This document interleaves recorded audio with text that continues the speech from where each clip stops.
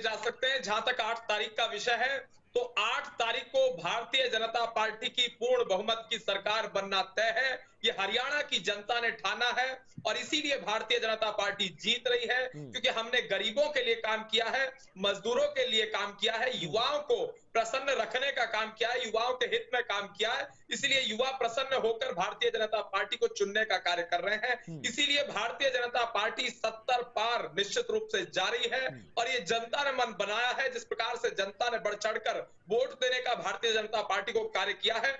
और इस बात को भी समझना चाहिए, कांग्रेस के प्रवक्ता ललित जी यहां मौजूद हैं, तो ललित जी जानते होंगे हरियाणा प्रदेश की जनता को किस प्रकार से हरियाणा के लोग भारतीय जनता पार्टी से प्रसन्न हैं, क्योंकि हमने जिस प्रकार से करप्शन को समाप्त करने का कार्य किया, भ्रष्टाचार से मुक्ति दिलाने का कार्य किया, अर्बन डेवलपमेंट की बात की जाए, रूरल डेवलपमेंट की बात की जाए, या फिर बात की जाए एजुकेशन सिस्टम में तब्दीली लाने की, या हेल्थ सेक्टर में जिस प्रकार से डेवलपमेंट की बात की जाए, या एग्रीकल्चर सेक्टर का विषय उठा लिया जाए, किसी क्षेत्र में बात कर ली जाए, किसी भी क्षेत्र पर डिबेट कर ली जाए, तो भारतीय जनता पार्टी की सरकार जब से बनी है तब से युवाओं को रोजगार मिल रहे हैं, बेरोजगारी मुक्त हरियाणा का निर्माण हो रहा है, भ्रष्टाचार मुक्त हरियाणा का निर्माण हो रहा है, गरीबी मुक्त हरियाणा का निर्माण हो रहा है, रोजगार युक्त हरियाणा का निर्माण हो रहा है। और जिस प्रकार से हरियाणा के युवाओं को रोजगार मिल रहे हैं, भ्रष्टाचार समाप्त हो रहा है, पर्ची और खर्ची का सिस्टम समाप्त हो चुका है। इससे हरियाणा की जनता, हरियाणा के लोग, हरियाणा के निवासी प्रसन्न है।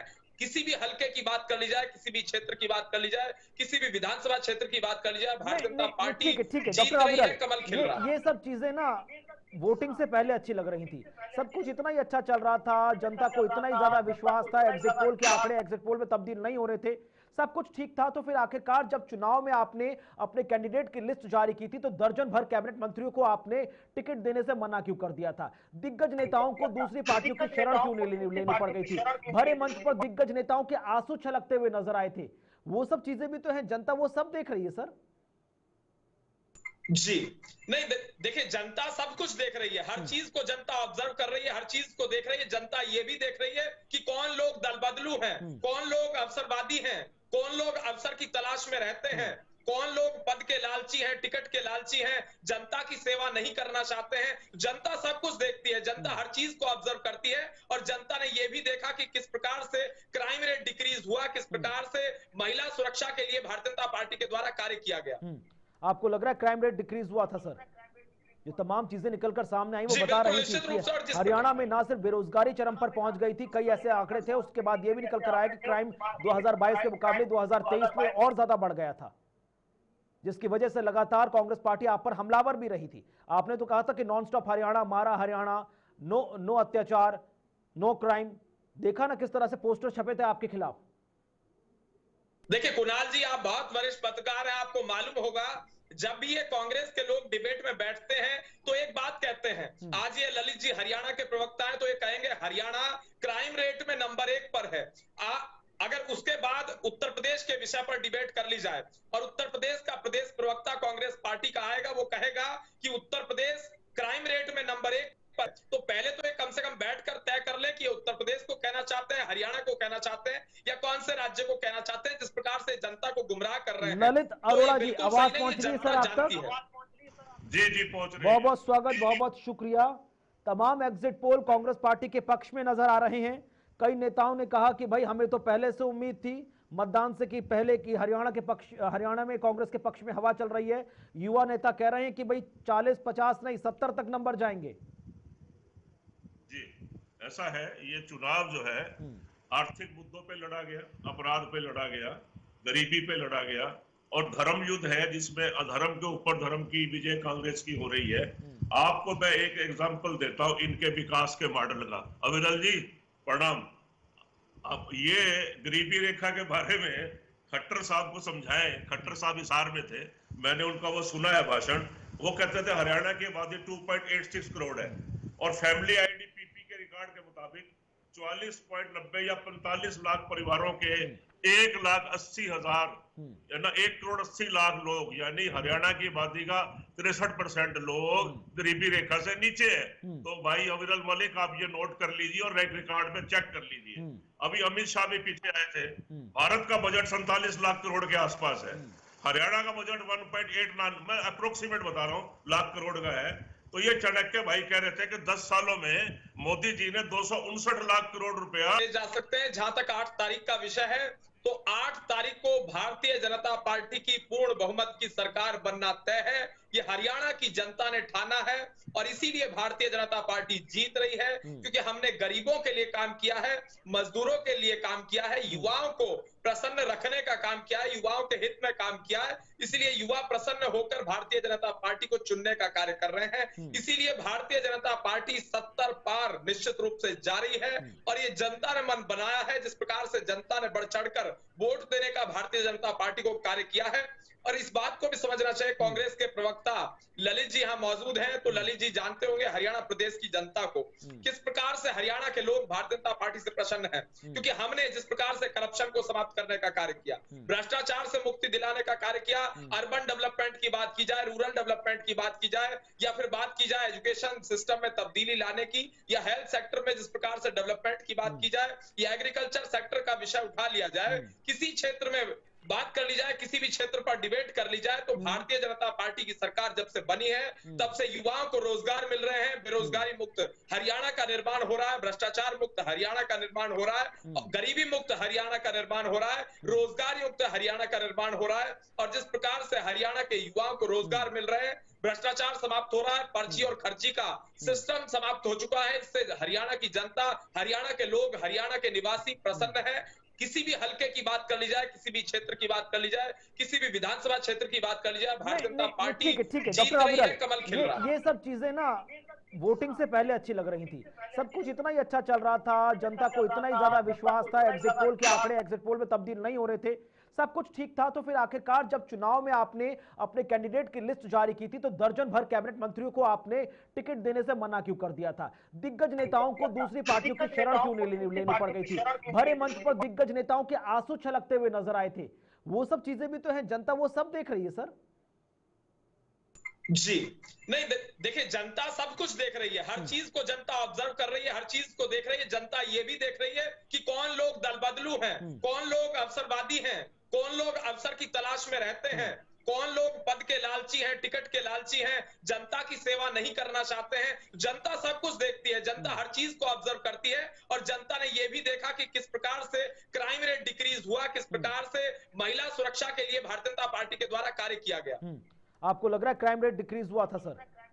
जो तमाम चीजें निकलकर सामने आई वो बता रही थी कि हरियाणा में ना सिर्फ बेरोजगारी चरम पर पहुंच गई थी, कई ऐसे आंकड़े थे, उसके बाद ये भी निकल कर आया कि क्राइम 2022 के मुकाबले 2023 में और ज्यादा बढ़ गया था, जिसकी वजह से लगातार कांग्रेस पार्टी आप पर हमलावर भी रही थी। आपने तो कहा था कि नॉन स्टॉप हरियाणा, मारा हरियाणा, नो अत्याचार, नो क्राइम।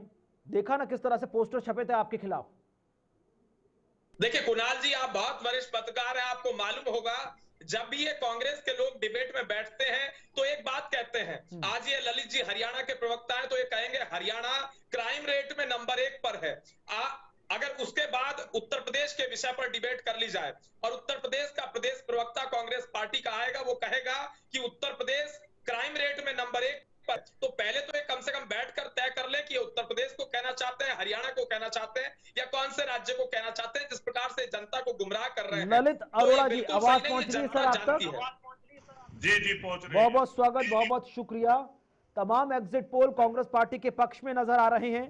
कई नेताओं ने कहा कि भाई हमें तो पहले से उम्मीद थी मतदान से कि पहले की हरियाणा में कांग्रेस के पक्ष में हवा चल रही है।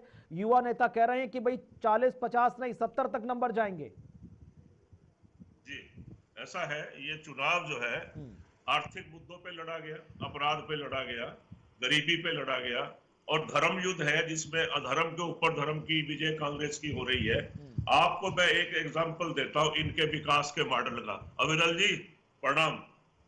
अब ये गरीबी रेखा के बारे में खट्टर साहब को समझाएं। खट्टर साहब हिसार में थे, मैंने उनका वो सुना है भाषण। वो कहते थे हरियाणा की आबादी 2.86 करोड़ है और फैमिली आईडीपीपी के रिकॉर्ड के मुताबिक 44.90 या 45 लाख परिवारों के 1,80,000 या 1,80,00,000 लोग, यानी हरियाणा की आबादी का 63% लोग गरीबी रेखा से नीचे है। तो भाई अविरल मलिक आप ये नोट कर लीजिए और रिकॉर्ड में चेक कर लीजिए। अभी अमित शाह भी पीछे आए थे। भारत का बजट 47 लाख करोड़ के आसपास है, हरियाणा का बजट 1.89, मैं अप्रोक्सीमेट बता रहा हूँ, लाख करोड़ का है। तो ये चाणक्य भाई कह रहे थे कि 10 सालों में मोदी जी ने 259 लाख करोड़ रुपया हिंदुस्तान हरियाणा को दिया, यानी 25 करोड़ 90 लाख हर साल आपने हमें दिया हरियाणा को। तो ये अदानी से आया था कि अंबानी से आया था? कहां से आया ये पैसा? आपके अपना बजट 1.89 का है, गवर्नमेंट ऑफ इंडिया का 47 का है, और 259 करोड़ लाख आपने हमें दे दिया। अब आ जाइए पर कैपिटा जो डेट है, ये 70,000 करोड़ था जब हमने सरकार छोड़ी थी। ठीक है, परचेजिंग पावर बहुत सी महंगाई की चीजें लगा लीजिए, आज की डेट में 4,51,368 करोड़ रुपए है। तो आप मुझे बताइए 2024-25 के लिए सरकार ने 67,183 करोड़ का और कर्ज लेने की बात करी है। बजट पढ़ लीजिए, सुन लीजिएगा, सुनिए ध्यान से। तो वो जो इसका मतलब ये हुआ कि 95% 7% राशि तो आप बाहर से कर्ज लेके लगा रहे हो, पिछले कर्ज का भुगतान भी करोगे, 55,420 करोड़ वहां चला गया। तो आपके पास बचा कितना है? 16,280 करोड़ में कौन सा संरचनात्मक ढांचा तैयार करोगे आप? क्या बातें करते हो? आपका इकोनॉमिक मैनेजमेंट बकवास है। हमारे यहाँ से हरियाणा में आप एनसीआरबी के डाटा देख लीजिए, टॉप की 10 स्टेट के अंदर में आप पढ़ते हो। ठीक है, जवाब ले लेते हैं। ठीक है ललित जी, जवाब दीजिए डॉक्टर अविरल, फिर मैं उसके बाद जेजेपी और फिर आम आदमी पार्टी के पास जाऊंगा। डॉक्टर अविरल, आवाज पहुंच रही है? जवाब दीजिए। जी बिल्कुल स्पष्ट आवाज आ रही है। देखिए, जो शुरू में ललित जी बोले वो बिल्कुल सही बोले कि विकास के मुद्दे पर चुनाव लड़ा गया। चुनाव निश्चित रूप से विकास के मुद्दे पर हुआ है और जनता ने भारतीय जनता पार्टी को चुनने का जो कार्य किया है, जो जनता का मूड दिख रहा था चुनाव से पूर्व भी, वो यही है कि भारतीय जनता पार्टी ने विकास किया है और भारतीय जनता पार्टी के पक्ष में जनता नजर आ रही थी, क्योंकि हमने जन कल्याणकारी योजनाएं चलाने का कार्य किया। जिस प्रकार से हरियाणा में सड़कों का जाल बिछाने का कार्य भारतीय जनता पार्टी की सरकार ने किया, वो भी देखा जा सकता है। हर तरीके से हर सेक्टर में हमने विकास किया। हमने राष्ट्रवाद के मुद्दे पर चुनाव लड़ा, विकास के मुद्दे पर चुनाव लड़ा, urban development, rural development, health sector, education sector, agriculture sector, किसानों के मुद्दे पर हमने चुनाव लड़ने का कार्य किया। प्रति व्यक्ति आय के विषय पर हमने चुनाव लड़ने का कार्य किया। जनता के जीवन स्तर में जो तब्दीली भारतीय जनता पार्टी लाई, उसके आधार पर हमने चुनाव लड़ने का कार्य किया। क्राइम रेट को डिक्रीज करने का हमने कार्य किया। अपराध मुक्त हरियाणा एक प्रकार से बनाने का हमारे द्वारा जो कार्य किया गया, उसको भी इन्हें देखना चाहिए। साथ ही साथ जिस प्रकार से वह विकास की गंगा बह रही है, चहुमुखी विकास बातों को, आपके वादों को समझ नहीं पाई, विश्वास नहीं जता पाई। जिस जनता ने भर भर कर 2014 में 47 सीटें दी थी, वही जनता 2019 आते आते 41 के आंकड़े पर नजर आई। 2024 के लोकसभा चुनाव में आधी सीटें उठाकर कांग्रेस को दे गई, और अब जब 2024 के विधानसभा चुनाव में एग्जिट पोल आए हैं, तो कहीं पर भी किसी भी एग्जिट पोल में आपका आंकड़ा, आपका नंबर 30 से ऊपर जाता हुआ नजर नहीं आ रहा। सर देखिए, हरियाणा के एक व्यक्ति से मेरी कल बात हो रही थी, वो सोनीपत का निवासी है। उसने नया नारा इजाद कर दिया, नए नारे की खोज कर दी, और जो जनता के मध्य में चल रहा है, 8 तारीख को 8 बजे 80 पार भारतीय जनता पार्टी हो जाएगी। ये हरियाणा की जनता का नारा है। इस नारे को मैं नहीं दे रहा हूं, उस व्यक्ति के द्वारा मुझे 8 बताया तारीख गया। को तो 80 पार, 90 में से 80। ठीक है। जेजेपी उदय राणा जी, स्वागत आपका। आवाज पहुंच रही है उदय जी आपके? बिल्कुल ठीक है। जेजेपी ने 2019 के विधानसभा चुनाव में किंग मेकर की भूमिका निभाई थी। 10 सीटों के साथ आप महत्वपूर्ण एक पिलर के तौर पर थे। इस बार तो नंबर सर कहीं पर भी नजर नहीं आ रहा। सभी ने उठाकर आपको अदर्स में खड़ा कर दिया है, और अदर्स की संख्या भी देखिए 2 से 6 है बस। बिल्कुल कुणाल जी, मैं बताना चाहूंगा कि जिस प्रकार 2019 में एग्जिट पोल ने हमें 0 से 1 फीट दिखाने का काम किया था, लेकिन जब एग्जिट पोल आए तो हरियाणा में हमें जनता ने 10 सीटों पर मजबूती दी, और उन 10 सीटों के बलबूते पे पिछले 4.5 साल आदरणीय दुष्यंत चौटाला जी के द्वारा धरातल में हरियाणा प्रदेश में हरियाणा के युवाओं के लिए, हरियाणा की महिलाओं के लिए और हरियाणा के रोजगार के लिए काम किया गया। और आज मैं दोबारा पूरी उम्मीद और यकीन के साथ कह सकता हूं, आज चाहे एग्जिट पोल कुछ भी दिखाए, जब 8 तारीख को एग्जिट पोल आएंगे तो ये आंकड़े बदलेंगे और हरियाणा में युवा सरकार बनेगी। लेकिन जो जेजेपी है, उसका चंद्रशेखर आजाद के साथ जाने का सर कुछ लॉजिक समझ में नहीं आया।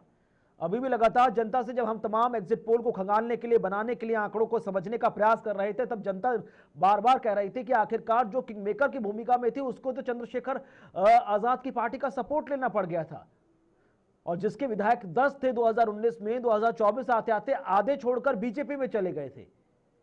तो जो व्यक्ति, जो नेता अपनी पार्टी के विधायकों को साथ नहीं रख पाया, वो प्रदेश की जनता का विकास, उसका समग्र चौमुखी विकास कैसे कर पाएगा? क्रेडिबिलिटी पर तो सवाल उठ ही जाना था सर। नहीं सर, बिल्कुल कर पाएगा, जैसे पिछले 4.5 साल किया। अगर मैं आपको बताऊं तो हरियाणा के अंदर पंचायत के अंदर महिलाओं को 50% आरक्षण आदरणीय दुष्यंत चौटाला जी ने देने का काम किया। कुणाल जी, अगर हरियाणा के अंदर आज हर दूसरे गांव में महिला सरपंच है तो आदरणीय दुष्यंत चौटाला जी की देन है। और मैं आपको बताना चाहूंगा कि जैसे राशन डिपुओं में 33% आरक्षण देने का काम, उसी प्रकार कुणाल जी 2019 में तो केवल एकमात्र 32 साल का युवा रोजगार की लड़ाई और युवाओं की लड़ाई और महिलाओं के सम्मान की लड़ाई लड़ रहा था, लेकिन आज आते आते 2024 में 36 साल के दो युवा एकजुट होकर के आए हैं और जननायक जनता पार्टी, ताऊ देवीलाल जी की विचारधारा और साहब काशीराम जी की विचारधारा, आजाद समाज पार्टी एकजुट होकर आज हरियाणा के मैदान में आई है। और मुझे पूरा उम्मीद है और पूरे विश्वास के साथ मैं कह सकता हूँ कि लोगों का, जनता का भरपूर प्रेम, स्नेह और मजबूती हमें मिल रही है। विनय यादव जी, जो बात आम आदमी पार्टी के लिए कही जा रही थी कि भाई जहां जाती है वो अपना झंडा गाड़ कर आती है, झाड़ू जरूर चला लेती है, दिल्ली में चुनाव लड़ा, पूर्ण बहुमत की सरकार में आप सस्टेन कर रहे हैं, पंजाब में आए तो पहली बार अपोजिशन की भूमिका में नजर आए थे और अब तो सत्ता में आप नजर आ रहे हैं, गुजरात में भी आपने झाड़ू का कमाल दिखाया और बीजेपी के गढ़ में आपके भी अब विधायक हैं। हरियाणा में क्या लग रहा है सर? अरविंद केजरीवाल जी का तो एक गढ़ था ना, बार बार तमाम रैली में कहा जा रहा था कि भाई अरविंद केजरीवाल तो हरियाणा का बेटा है, लेकिन लग नहीं रहा कि जनता एक्सेप्ट करने के लिए इतनी जल्दी अभी इस स्थिति में तैयार है।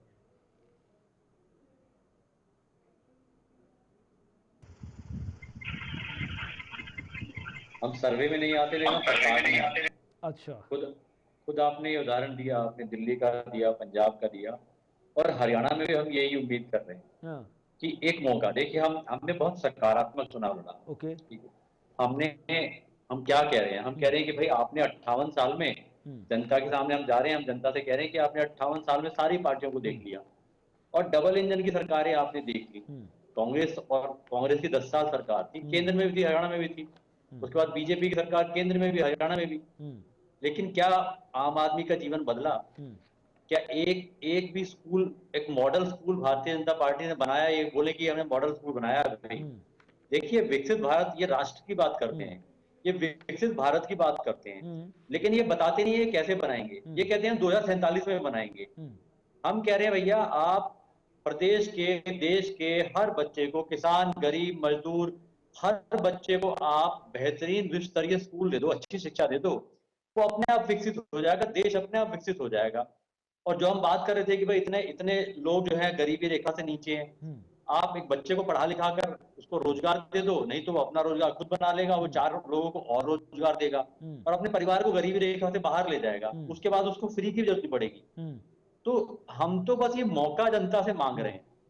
अब जनता का आशीर्वाद हमें मिलेगा, ये 8 तारीख को पता चली जाएगा। देखिए, एग्जिट पोल तो संभावनाएं होती हैं, बाकी 8 तारीख को नतीजे आएंगे।